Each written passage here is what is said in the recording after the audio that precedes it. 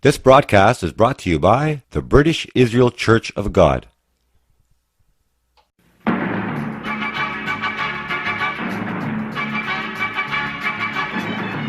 The Watchman Program. Evangelist and commentator Peter Salemi, bringing you the truth about today's world news in the light of Bible prophecy.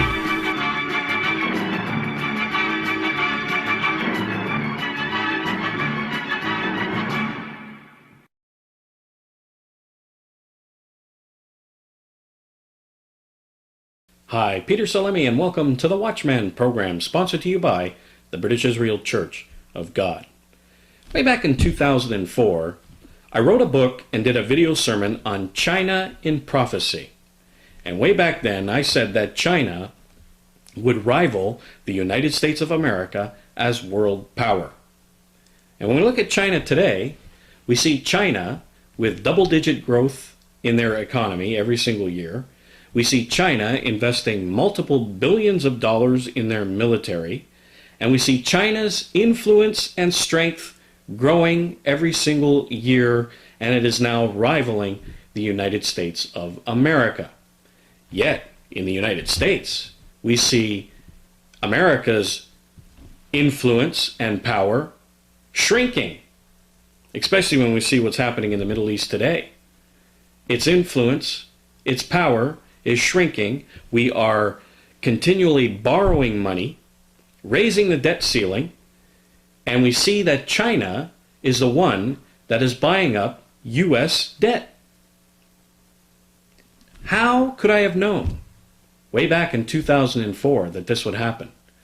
Well, the basis of all of that is the identities, especially of the Western powers of the United States and the British Commonwealth. And I wrote a book called The United States and Britain in Prophecy, and I show you where exactly they are identified in the pages of the Bible. And I urge you to get that booklet on our website at britishisrael.ca. Absolutely free of charge. Download that booklet and read it for yourself with your Bible, and we prove to you who the United States and the British Commonwealth are in prophecy. And we see in the prophecies of the Bible a people called the House of Israel. And we have identified them as the United States and Britain. So that's one of the keys of how I knew what would happen in this end time about the fall of the United States of America, but also the rise of China. How did I know that?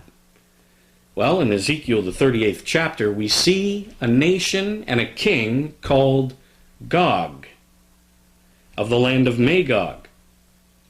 Now, who is Gog? Many people, when I say Gog, believe that it is Russia for some reason. But when we look at Russia's tribal names, you don't see Gog, you don't see Magog or Meshech or Tubal, any of their tribal names. So why, it dumbfounds me, I don't really understand why people believe that Russia is Gog. And it's simply not true.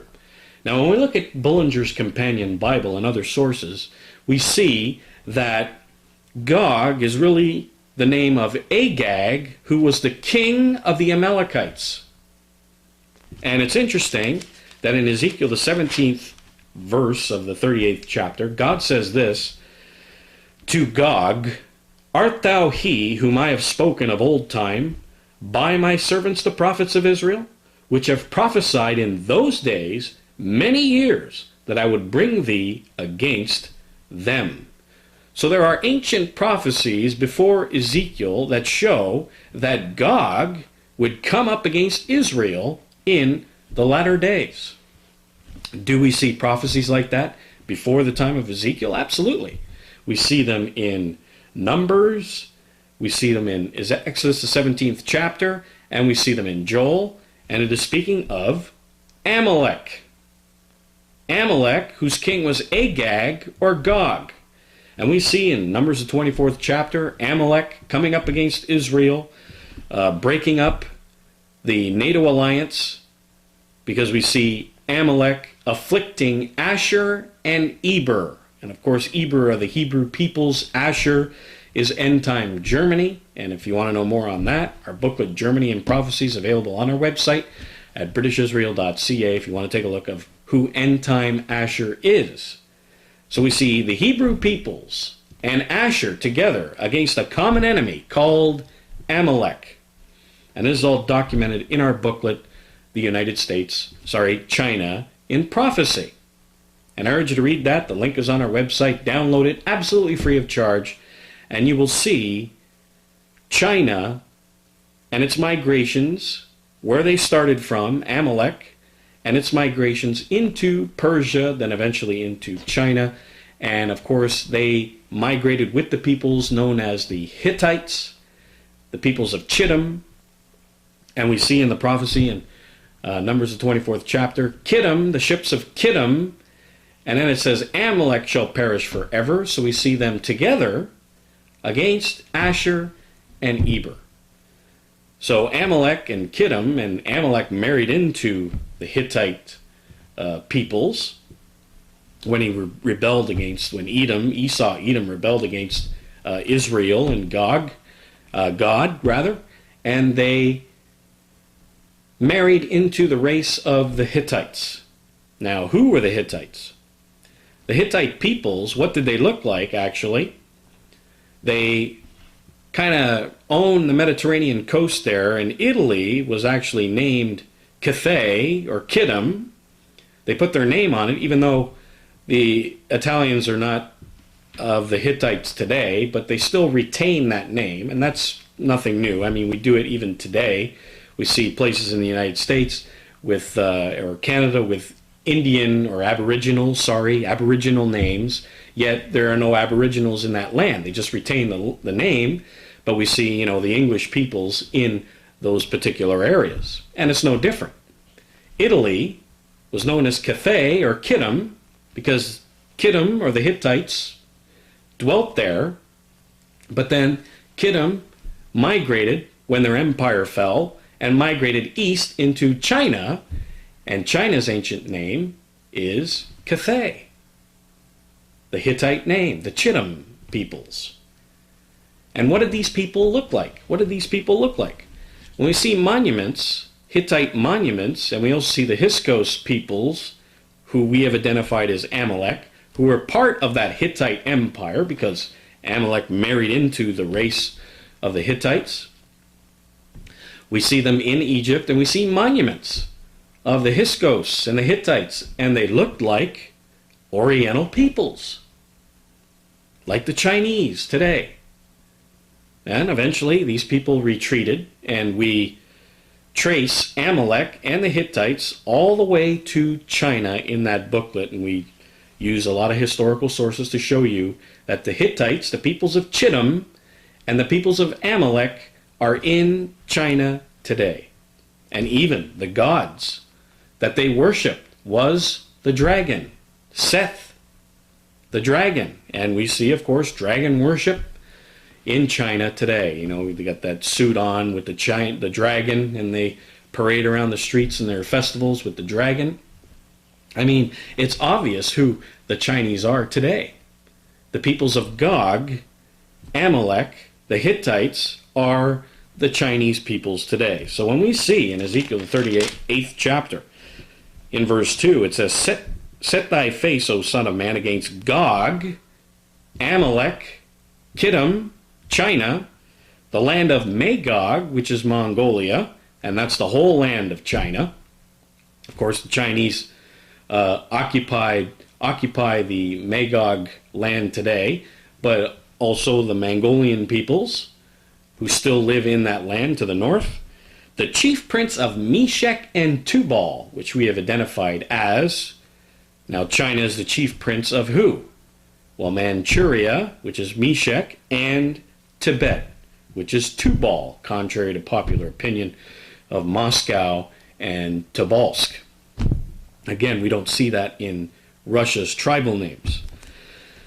So Ezekiel 38 is identifying China as the main leader of this huge assembly that's being put together here that we read of in verse 4. God says, I will turn you back, or turn you around rather, and put hooks into your jaws, and I will bring you forth, all your army, horses and horsemen, all them that are clothed with all sorts of armor, a great company with bucklers and shields, and them handling swords. Then it starts listing many of these nations that are with China to go up against the land of unwalled villages, a land that is gathered out of many people, e pluribus unum, out of many we are one, and so on. Persia, Put, and Cush, as it should read, which is, of course, Iran, Afghanistan, Pakistan, India, Gomer, which is Cambodia and all his bands, the House of Tagarma, which is Central Asia, and many people with you. Here's a huge alliance of people that are going to go up against the land of Israel, as it says in verse 8. It says, many days you shall be visited in the latter years. This is the time setting of this prophecy. End time. It's in the end time. And it says, you shall come into the land which is brought back from the sword and is gathered out of many people, against the mountains of Israel, which have always been waste, meaning a land of refuge, but it is brought forth out of nations, and they shall dwell safely, even all of them. And what a description of our lands today. Land of refuge for many people, a land where they dwell safely, which we do, having neither bars nor gates, as it says in other verses of this same chapter. It is describing perfectly the land of the United States, but it says also the mountains of Israel, and a mountain is a symbol of a nation. So these are different nations of Israel, which are brought back from the sword, and that are gathered out of many people. And that describes perfectly New Zealand, Australia, Canada, the United States. These are the nations that God is talking about, which China will invade and take over. And think of it. China has bought up our debt. China is devouring our natural raw materials and resources. China is buying U.S. companies. China has taken many American and Canadian jobs. What else can they take but our land? And that's the next thing they are going to take. And here God says in verse 9 that it will ascend, verse 9, like a storm, like a cloud to cover the land. Here is an air assault that is coming, because God describes in Joel the 2nd chapter locusts that are going to come against his vine, which is Israel, and devour it all. And then it also talks about the palmer worm, the cankerworm, which perfectly describes tanks. And it says it's his army, he calls it his army, that's going to come down and devour Israel. Now, we describe this all in our booklet, China in Prophecy. I urge you to get that booklet and read it for yourself. It's online on our website at britishisrael.ca. China in Prophecy, a very urgent and important warning that needs to go out to our people, Israel, today. And I can't stress that enough. We are the house of Israel. So I urge you to get that booklet, China in Prophecy, and I'll see you here next time on the Watchman program.